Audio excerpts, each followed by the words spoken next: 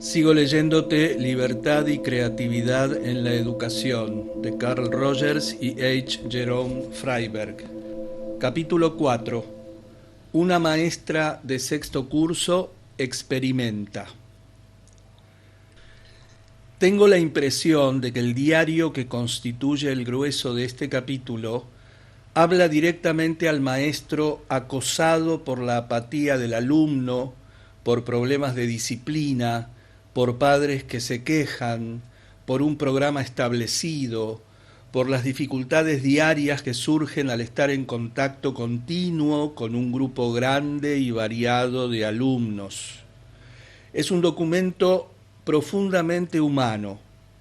Dice las cosas tal cual son, como afirma una frase de uso corriente. Espero que tendrá para los maestros de todos los niveles el mismo significado que para mí, el sentimiento de que hay una base para la esperanza, aún en clases con grupos entre comillas imposibles.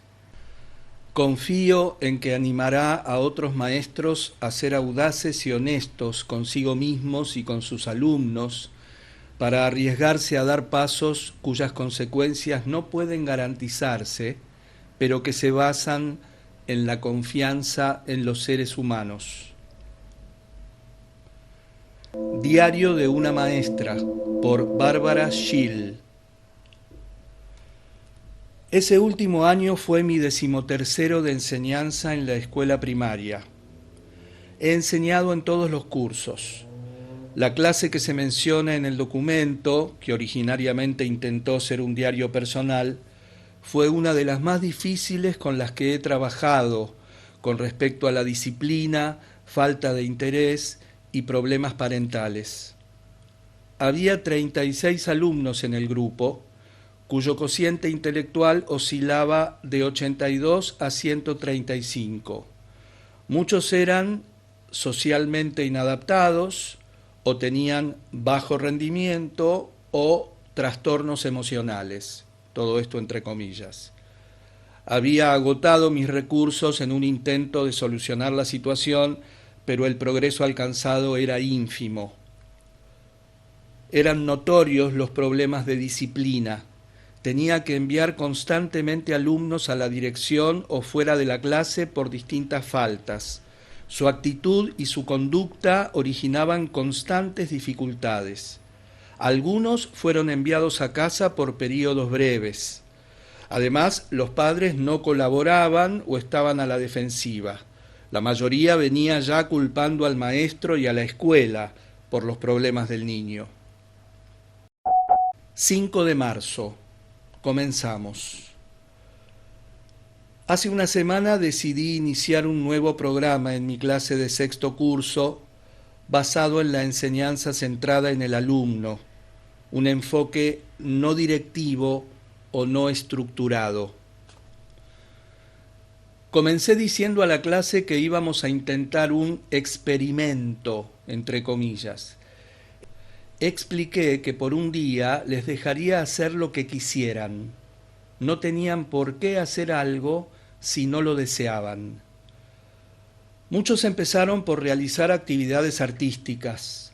Algunos dibujaron o pintaron la mayor parte del día. Otros leyeron o hicieron trabajos de matemáticas y de otras materias. Hubo una atmósfera de excitación durante todo el día. Muchos estaban tan interesados en lo que hacían que no quisieron suspenderlo durante el recreo o al mediodía. Al fin del día pedí a la clase que evaluara el experimento. Los comentarios fueron muy interesantes.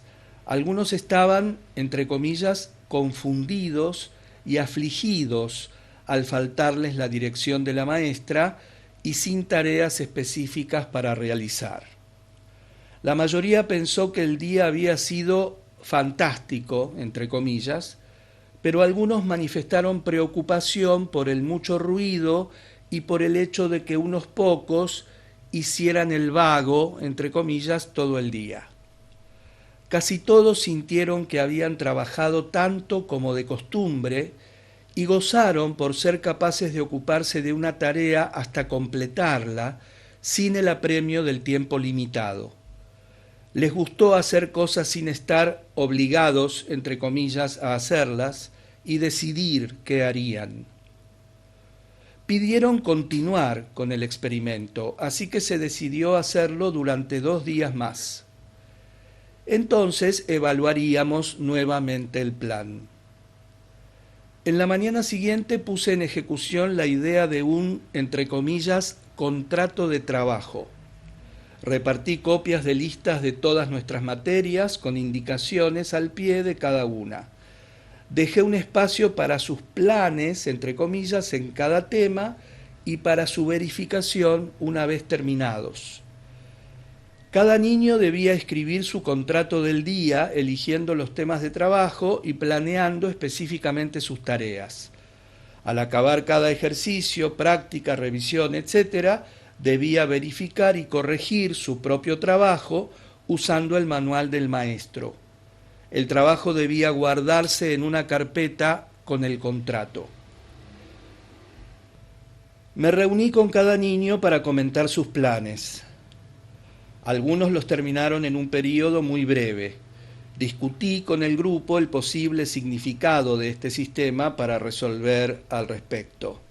Se sugirió que el plan no era suficientemente exigente, que debía ser corregido, quizá agregando otros temas diarios. Se les proporcionó material de consulta, sugerencias y elementos de ejercitación para emplearlos cuando fuera necesario. Hallé que tenía más tiempo disponible, así que trabajé, hablé y pasé el día con individuos y grupos. Al final del tercer día evalué las carpetas de trabajo con cada niño. Solucioné el problema de las calificaciones haciendo que cada uno me dijera lo que pensaba que merecía. También para entonces el grupo escribió una segunda evaluación del experimento, añadiendo los comentarios de sus padres. Exceptuando a 4, todos estaban entusiasmados con el plan y pensaban que la escuela era muy divertida. Esos 4 se sentían aún inseguros y querían hacer tareas específicas. Les expliqué que debían dar tiempo al experimento porque a veces uno tardaba en adaptarse a situaciones nuevas. Estuvieron de acuerdo. El resto de la clase estaba entusiasmado ante la perspectiva de continuar así el año. El obstáculo más grande que he encontrado es la disciplina. Tengo muchos niños con problemas en mi clase y hubo una regresión respecto a la disciplina cuando se suspendieron los controles externos del maestro. Parte de la dificultad proviene del hecho de que dejo a los niños sentarse donde y con quien gusten. Los niños problemáticos se unieron, pasaron la mayor parte del día peleando, verbal y físicamente, molestándose uno al otro y en general logrando muy poco, lo que origina a su vez otro problema para mi conciencia. Me siento mal cuando observo que no hacen nada y temo acerca de su progreso, resultados, etc. Debo recordarme constantemente a mí misma que estos alumnos fracasaban, entre comillas, con el viejo programa y que nunca presentaron las tareas completas antes, solamente parecían hacer algo. Debo recordarme constantemente a mí misma que estos alumnos fracasaban, entre comillas, con el viejo programa y que nunca presentaron las tareas completas antes, solamente parecían hacer algo. He considerado la posibilidad de trasladar alguno de los asientos de las zonas problemáticas, pero me doy cuenta que destruiría un aspecto importante del programa si restablezco mi control. Si podemos sobrellevar este periodo, quizá más adelante desarrollarán más dominio sobre sí mismos. Me resulta interesante comprobar que el nuevo sistema también inquieta a los niños.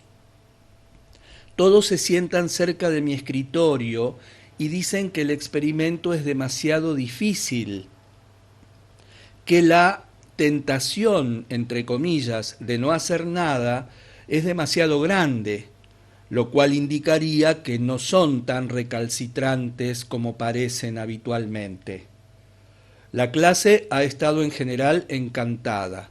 Los alumnos han llevado incluso sus proyectos y trabajos fuera y tienen a la escuela entera interesada y hablando sobre nuestra idea. Me llegó el comentario de que piensan que realmente he cambiado, ya que rechacé el intento de que se adaptaran a mis normas y reglas, de que alcanzaran mis metas. Es una atmósfera estimulante, tranquila, alegre, descontando los trastornos de las zonas problemáticas.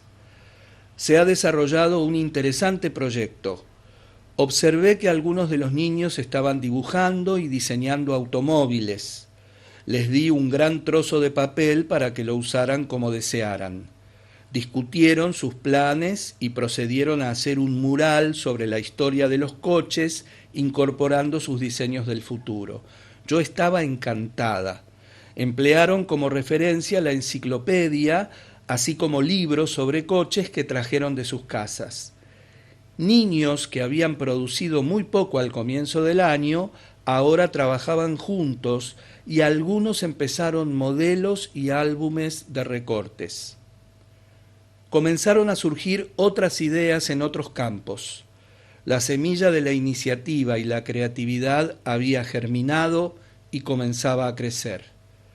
Muchos niños están ahora haciendo una interesante investigación sobre temas de interés. Otros han completado el trabajo anual requerido, entre comillas, en algunos temas, tales como ortografía. Lo más importante para mí es la iniciativa y la responsabilidad individual manifestadas. 12 de marzo. Informe de progreso. Nuestro experimento, de hecho, se ha transformado en nuestro programa con ciertas modificaciones. Algunos niños continuaron sintiéndose frustrados e inseguros sin la dirección de un maestro. La disciplina continuó siendo un problema con algunos y comencé a darme cuenta de que aunque tales niños pueden necesitar del programa más que los otros, yo estaba esperando demasiado de ellos y demasiado pronto. No estaban listos aún para asumir el autocontrol. Quizá fuera necesaria una separación más gradual del procedimiento de, entre comillas, meter con cuchara. Reagrupé la clase, creando dos grupos. El más grande es el grupo no dirigido. El más pequeño es dirigido, compuesto por niños que querían volver al antiguo método de dirección del maestro y por aquellos que, por razones diversas, eran incapaces de actuar en situación no dirigida. Me gustaría haber esperado más tiempo para ver qué pasaba, pero la situación de algunos se deterioraba un poco más cada día, perturbando a la clase entera. El factor desorganizante trastornaba a todos y limitaba a aquellos que querían estudiar y trabajar. Así que me pareció mejor para todo el grupo, como también para el programa, modificar el plan. Aquellos que continuaron el experimento han ido avanzando. Les mostré cómo programar un trabajo usando sus textos como guía básica. Han aprendido que pueden enseñarse a sí mismos y unos a los otros y que estoy disponible cuando algo no está claro o necesitan consejo. Al final de la semana se autoevaluaron en cada tema según el trabajo realizado, la exactitud, etc. Hemos aprendido que el número de errores puede y debe ser parte del proceso del aprendizaje. Aprendemos a través de nuestros errores. También tratamos el hecho de que una puntuación constantemente perfecta puede significar que el trabajo no sea suficientemente exigente y quizá debiéramos incrementar las dificultades. Después de la autoevaluación, cada niño trae la hoja de calificación y la carpeta de trabajo para analizarlas conmigo. Algunos de los miembros del grupo que trabaja bajo mi dirección están ansiosos por transformarse en estudiantes, entre comillas, independientes. Con ese objeto evaluaremos juntos su progreso cada semana. Hasta ahora, solo en un caso recibí quejas de los padres. Una madre sentía que su niño no era capaz de actuar sin dirección. Algunos estudiantes, 2 o 3, que al principio quisieron retornar al programa dirigido por el maestro, están ahora anticipando su vuelta al programa autodirigido. Sospecho que ha sido tan dificultoso para ellos readaptarse al viejo programa como lo sería para mí. 19 de marzo. Informe de progreso. Según mi punto de vista como maestra, hoy ha sido el día más satisfactorio desde que ensayamos nuestro nuevo programa. Comenzó con una evaluación individual de cada niño que siguió con el programa dirigido. Había tenido conversaciones con los del grupo no dirigido el día anterior. Varios niños de este grupo se sentían dispuestos a regresar al grupo no dirigido. Habían decidido que preferían la libertad después de todo y creyeron que entendían las responsabilidades que esto suponía. Se decidió que probarían durante una semana para ver si realmente estaban preparados. Yo los ayudaría cada vez que lo necesitaran en su plan o en el trabajo mismo. Actualmente tengo solo 6 niños en el grupo dirigido. Una niña desea estar en el otro grupo, pero como su madre se había quejado, le dije que debía discutirlo primero con sus padres. Tuvimos una evaluación verbal y uno de los temas de discusión fue la reacción parental. Uno de los niños dijo que a su madre le parecía como si yo hubiera abandonado la enseñanza.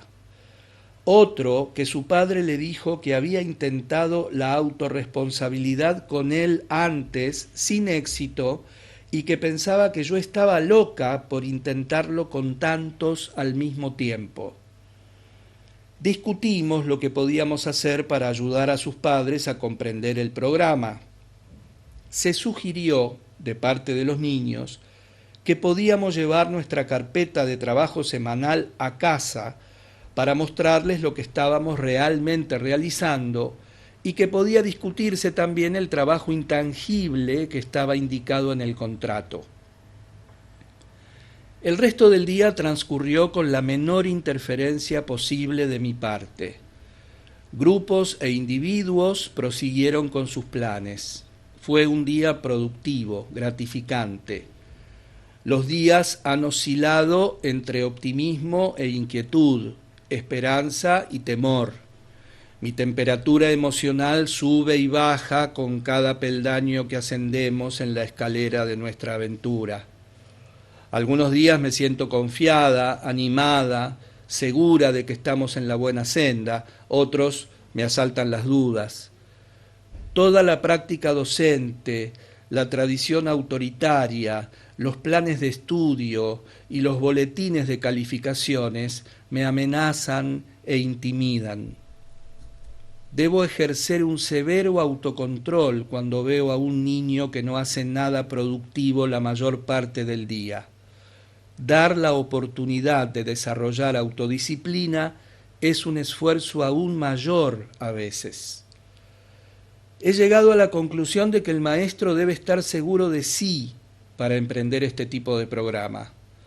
A fin de renunciar al aceptado papel del maestro en un programa dirigido, el educador debe primero comprenderse y aceptarse a sí mismo.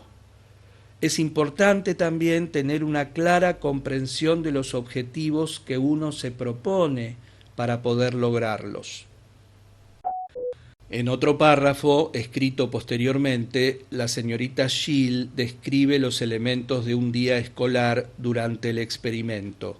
Lo incluyo aquí para dar al lector una idea más acabada de cómo funcionaron los alumnos y la maestra. Un día de muestra. El comienzo de todos los días era informal. La primera tarea de los alumnos era diseñar su plan de trabajo o, entre comillas, contrato. Algunas veces los niños lo planificaban con uno o dos compañeros más. Constantemente se formaban nuevos grupos o se modificaban, o bien un niño dejaba el grupo para trabajar de manera independiente. En cuanto se realizaba el contrato, los alumnos comenzaban a estudiar o a trabajar en su plan.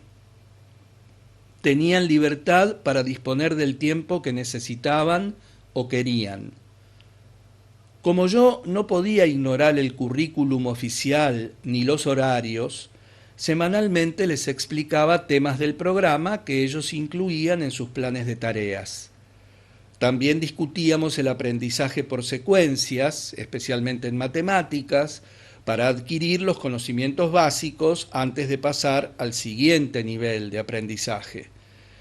Descubrieron que el texto proporcionaba una introducción a determinada técnica, la demostraba, presentaba ejercicios para practicar y pruebas para valorar el aprendizaje.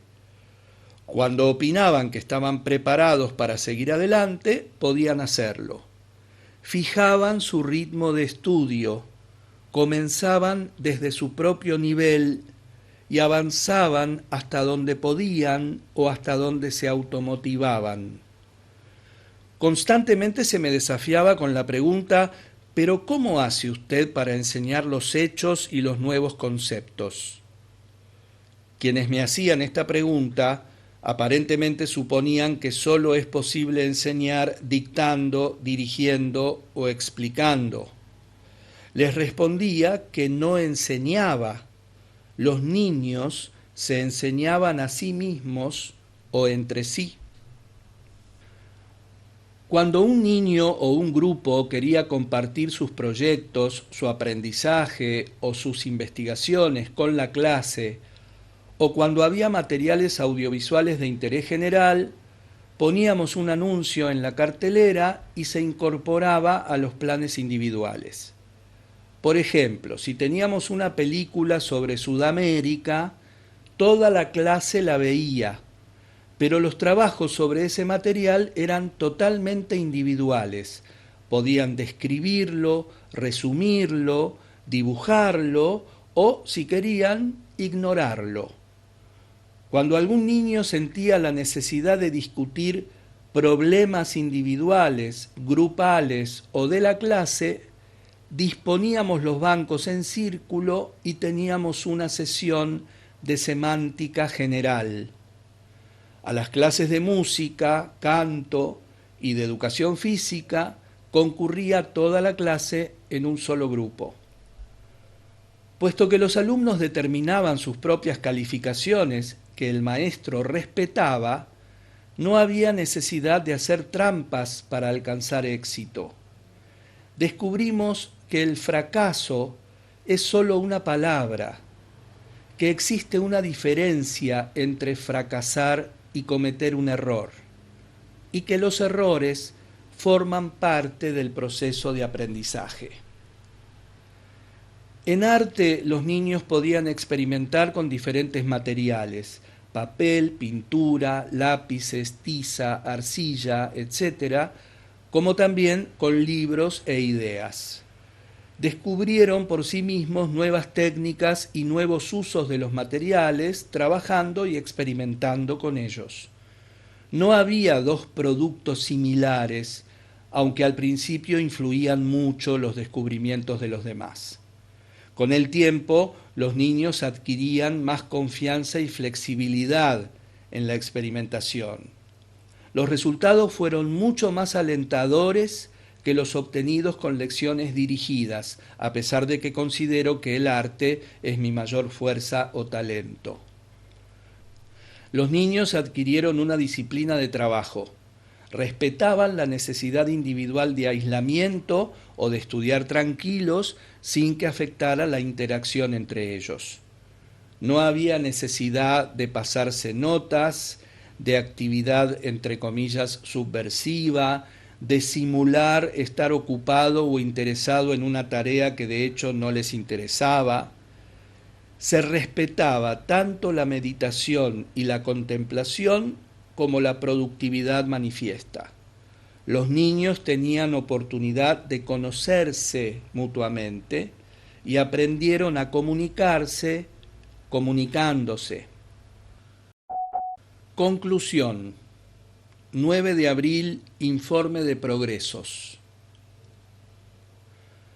Para describir nuestro programa, prefiero el término autodirigido al de no dirigido, pues opino que expresa mejor nuestros objetivos y la aplicación real del programa.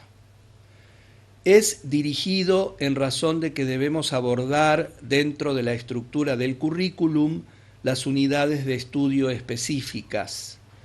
Es autodirigido en la medida en que los alumnos son responsables de su propio plan dentro del esquema básico. En este momento solo tengo 4 alumnos que no están en el programa. Cuando sean capaces de asumir cierta responsabilidad o tomar algunas decisiones, trataré de proporcionarles algún espacio de tiempo diario. Son niños que necesitan más ayuda, pues sin mi orientación se sienten muy inseguros y frustrados. Cuando comencé a poner las calificaciones en los boletines, me di cuenta de que los aspectos más valiosos del crecimiento de los niños no se podían evaluar con el sistema de notas. En algunos casos no hay un cambio observable o es inestimable.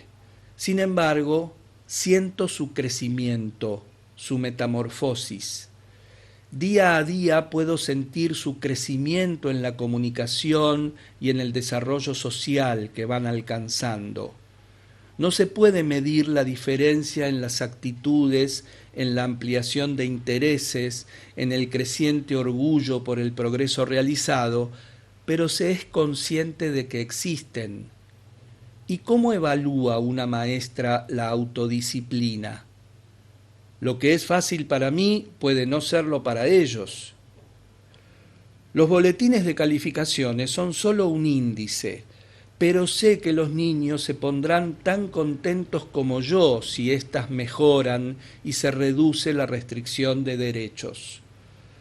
Cuando evalúan sus trabajos, observo que son muy perceptivos y que conocen su capacidad y su relación con los logros obtenidos. Rara vez necesito modificar una calificación y cuando lo hago, muchas veces debo aumentarla. Antes ya he mencionado los problemas de tipo disciplinario y emocional que hubo en la clase. De hecho, este programa surgió como un intento de enfrentar los problemas presentados. A veces me sentía agobiada, derrotada y frustrada. Sentí que no progresaba y rechacé mi rol de policía. Puesto que nuestro programa ya estaba encaminado, descubrí que podía sobrellevar el cambio. Al principio del año pude aguardar el momento oportuno hasta que mi, entre comillas, pantalla avanzara, por lo menos hacia el 7º curso. Ahora veo a estos niños con ojos diferentes y cuando los observo me doy cuenta de que hay esperanza. He pedido el mismo grupo para dar el 7º año dentro del esquema de clase autosuficiente. Los horarios pueden impedir que esto se haga realidad, pero siento que estos niños lograrían realizarse plenamente dentro del marco de libertad del programa autodirigido.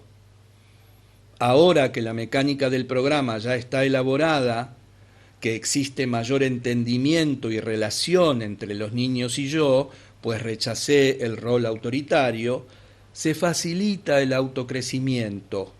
No solo la creatividad, la iniciativa, la imaginación, sino también la autodisciplina, la aceptación de sí mismo y el entendimiento.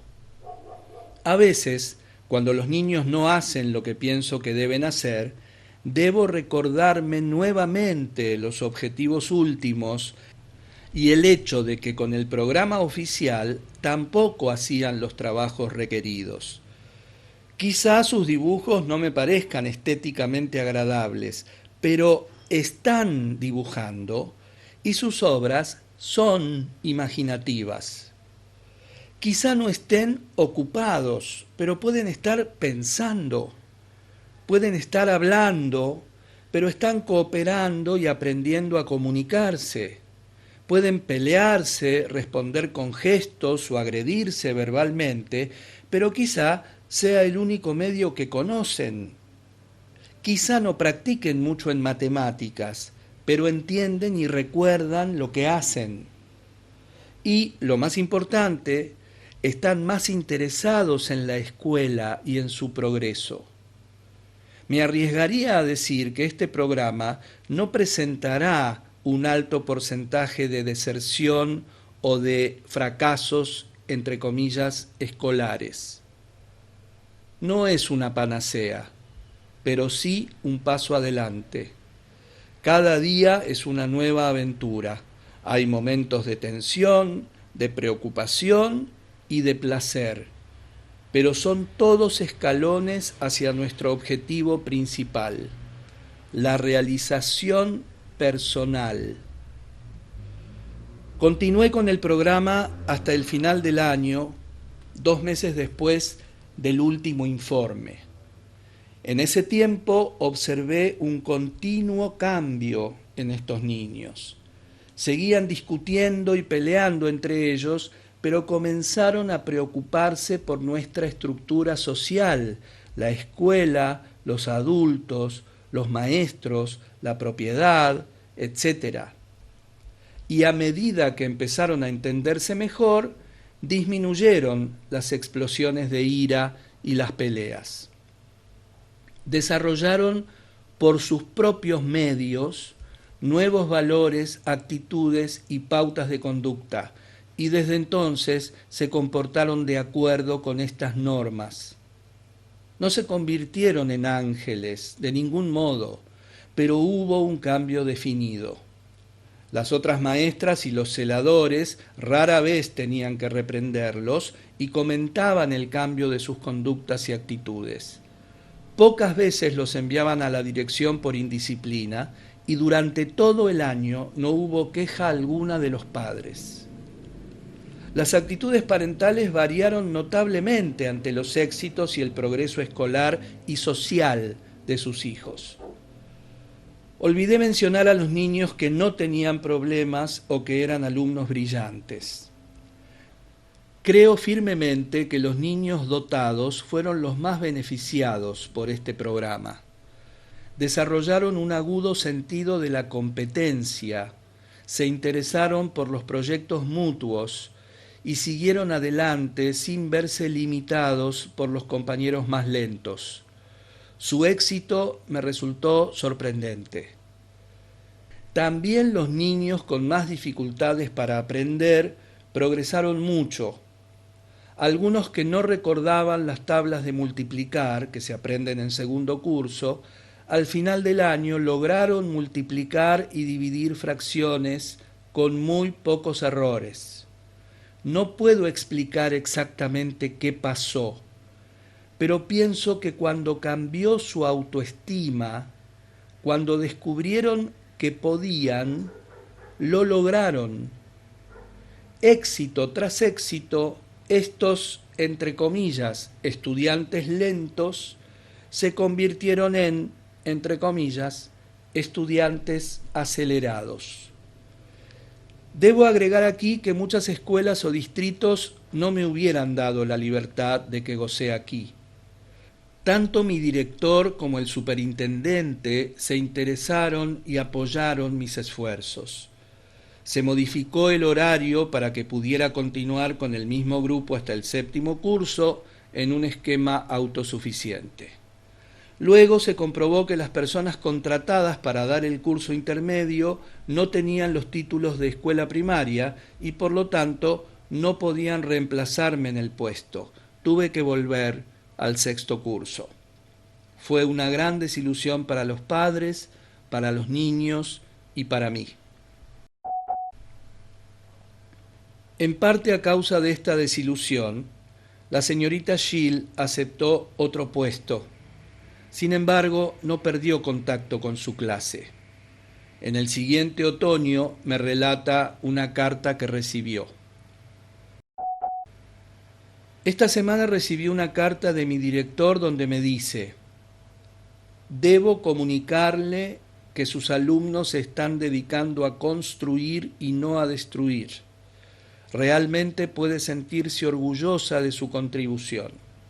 No he tenido ninguna dificultad con sus alumnos, ni siquiera con los que lamentablemente provienen de ambientes pobres. Su método de influencia, o como quiera que se llame, parece eficaz y es de admirar la dedicación, a usted en realidad, de los alumnos. Y la señorita Gill concluye: si 3 meses de enseñanza autodirigida producen resultados tan notorios en niños de esta edad, imagínese el potencial inherente en un programa de mayor duración. Es muy alentador. Comentarios sobre el experimento.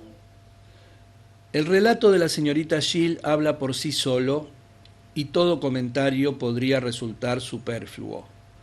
Sin embargo, me gustaría señalar algunos aspectos de la ejecución de este experimento y algunas de las enseñanzas útiles para otras situaciones educativas. Compromiso. La señorita Gill creía profunda y claramente que el método de autodirección y libertad era apropiado para suscitar un aprendizaje significativo. Pero su compromiso no era rígido.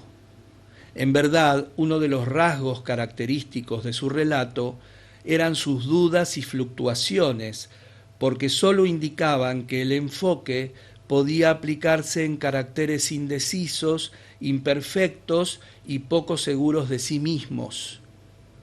Pienso que no se trata sólo de una técnica o de un ardid. Si bien ella lo llama experimento, creyó en él con firme convicción. En un breve párrafo de una de las cartas que me envió, explica este compromiso. Dice: otras maestras ensayaron mi idea y fracasaron. Pienso que principalmente porque no creían en él de verdad. Solo las impulsó el entusiasmo y el progreso de los niños y mis propios informes entusiastas.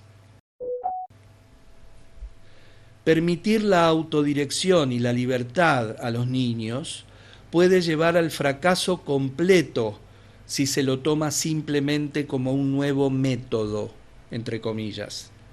El compromiso y la convicción son esenciales.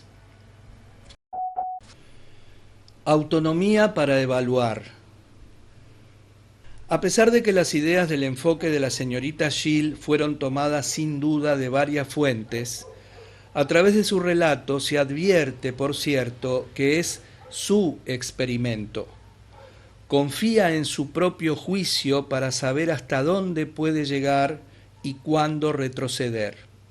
No está probando un esquema diseñado por otra persona.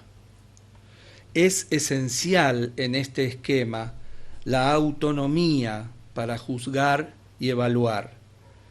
Es la maestra quien decide en qué momento el programa no funciona como estaba previsto y que son necesarios 2 grupos, el autodirigido y el dirigido por la maestra, aunque esta separación no habría formado parte del plan inicial. Su posición ante la situación es flexible y toma las medidas adecuadas porque acepta las pruebas concretas, incluyendo sus propios sentimientos e intuiciones sobre los que basa sus juicios. No trata de agradar a nadie o de seguir algún modelo entre paréntesis correcto. Actúa y decide en una situación fluida. Tiene conciencia de los elementos más amenazadores y los enfrenta valientemente en su interior. Conciencia de la realidad. Despierta mi admiración la manera en que se adaptó a las exigencias de la situación real, el currículum requerido y la necesidad de los boletines de calificaciones. Ignoro cuándo se le ocurrió la idea de los contratos iniciados por los alumnos. No creo que haya sido original, pero de todos modos la utilizó con talento. No sorprende el modo en que los niños aceptaron las exigencias exteriores. Estos, tanto como los adultos, pueden aceptar los requisitos razonables que establece la sociedad o la institución.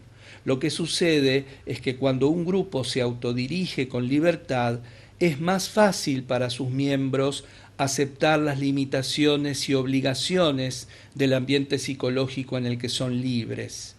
De este modo, sus alumnos cubren todo el trabajo requerido y además emprenden actividades más interesantes, incluso solucionan el engorroso problema de los boletines de calificaciones de una manera satisfactoria para todos. Resolución grupal de los problemas. El compromiso de la señorita Gill con el grupo y sus posibilidades también se refleja en el modo de manejar los problemas inesperados. Dudo que haya previsto claramente el escepticismo de los padres con respecto al plan. Pero aquí, como en otras situaciones, confió en la capacidad del grupo para solucionar el problema por medio de la libre discusión que aporta vías constructivas de ayuda. Experiencia. Si este hubiera sido su primer año de enseñanza, ¿hubiera podido la señorita Gill llevar a cabo su experimento? No lo sé. Por cierto que sus años de experiencia profesional le dieron seguridad para manejar las situaciones cotidianas de la clase y quizá seguridad para lanzarse en una nueva dirección. En la otra cara de la moneda está el hecho de que en la relación que siempre tuvo con los alumnos ya estaban presentes todos los elementos que luego cambiaron de un modo más notorio. Los alumnos fueron los primeros en notar este cambio. La señorita Gill menciona divertida sus comentarios como si la modificación solo existiera en sus propias percepciones. Más tarde reconoce el profundo cambio que sufrieron sus relaciones con los miembros de la clase. Sin embargo, se podría objetar que una maestra sin experiencia se hubiera evitado el trabajo de, entre comillas, desaprender. Dejo abierto el interrogante. Apoyo. Por supuesto que la señorita Gill fue muy afortunada al contar con el interés y el apoyo del director y del superintendente. Esta seguridad facilita el enfrentamiento de los riesgos. Sin embargo, a veces sucede que se subestima la probabilidad de obtener este apoyo. En algunos casos, los profesores dan por sentado que no lograrán interesar al director y cuando piden permiso para hacer alguna experiencia con sus alumnos, obtienen pleno apoyo. Los directivos son seres humanos y a veces alientan los cambios y los experimentos. Al menos merecen que se les dé la oportunidad de decidir si darán su apoyo a los nuevos proyectos de un profesor. Comunicabilidad de la experiencia. Después de otro año de experimentación con un currículum autodirigido, la señorita Gill fue invitada a coordinar un nuevo programa en otro distrito para niños con, entre comillas, problemas educativos. El propósito del programa era no solo proporcionar un currículum experimental y autodirigido para los niños, sino que incluía la misma oportunidad para los maestros. Además, los maestros necesitaban apoyo y comprensión para enfrentar la lucha y la angustia de cambiar sus percepciones y conductas. La señorita Gill escribe: Los maestros que participaron en la experiencia pasaban la mañana trabajando con los niños. Luego, por la tarde, se reunían con el psicólogo para formar un grupo T o un grupo de encuentro y analizar juntos las experiencias del día, sus sentimientos y actitudes. El propósito del taller no era demostrar una técnica, sino la posibilidad de otras modalidades.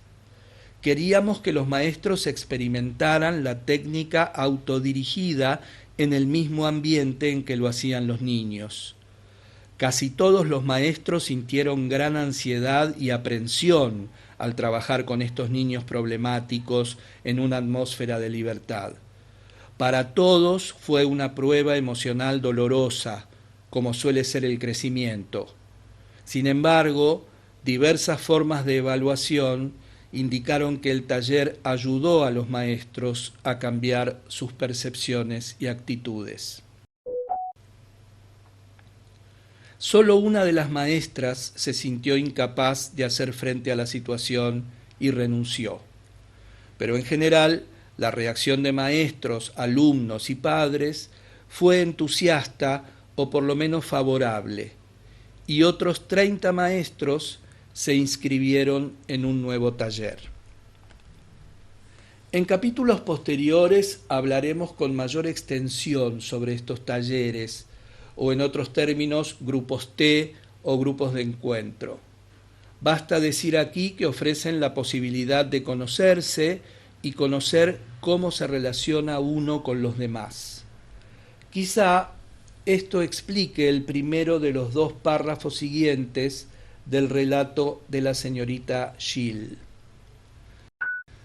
Al escribir sobre cosas que ya pasaron, no puedo reflejar las lágrimas, el dolor y el valor que acompañaron esta experiencia. Muchas de nosotras nos analizamos profundamente y descubrimos que nuestras ansiedades, hostilidades y necesidades afectaban en gran medida nuestra actuación docente. La estructura del sistema puede ser una protección contra riesgos, e ir contra la corriente deliberadamente puede ser temible. Para mí, la experiencia de encontrarme como directiva sin tener ningún curso de capacitación fue un nuevo desafío, y al principio tuve miedo. ¿Lo podré hacer? ¿Qué sucederá si fracaso? ¿Me habré metido en camisa de 11 varas? Me resultaba difícil estar en tantas cosas a la vez, y aprendí que tenía más paciencia para enseñar a los niños que a los adultos. También aprendí la diferencia entre coordinar realmente y hablar sobre la coordinación. Ciertamente que este programa prueba que el enfoque empleado por la señorita Gill con sus alumnos de 6º curso se puede transmitir y enseñar a otros, por lo menos en esencia. Pero sin duda, este nuevo aprendizaje de los maestros solo será eficaz si experimentan una mayor autodirección y una mayor libertad para comunicarse. No es posible transmitir ninguna experiencia solo en el nivel intelectual. Resumen.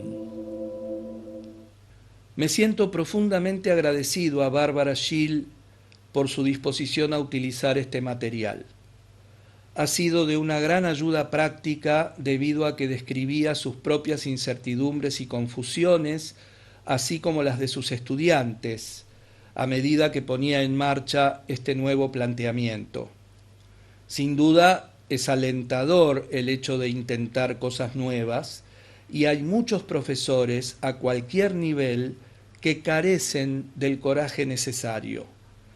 La experiencia de Gill no es, casi con toda seguridad, un modelo para ser seguido por otro profesor. En efecto, uno de los elementos más significativos de su relato es el hecho de haberse arriesgado a dar libertad a sus alumnos solo hasta el punto en que ella misma se atrevió. solo hasta el punto que ella creyó razonablemente aceptable. Por ello, esta es una historia que nos habla de cambios, de un enfoque arriesgado de una situación en el aula, protagonizada por un ser humano, amante del cambio y del riesgo, que se sentía a veces derrotado y a veces estimulado y alentado por las consecuencias que podía acarrear todo lo que estaba intentando. Postdata. La historia de Bárbara Schill es algo que se ha contado muchas veces, sobre todo cuando los profesores han cambiado de actitudes promotoras del control a actitudes facilitadoras del aprendizaje. Las fases de introspección, cuestionamiento y cambio, aunque sean únicas para cada profesor, parecen constituir una pauta evolutiva, un proceso con pocos atajos. Los profesores, directores y otros que tratan de facilitar el aprendizaje, aquellos que se describen a lo largo y ancho de este libro, tienen sus propias trayectorias que les conducen a la libertad.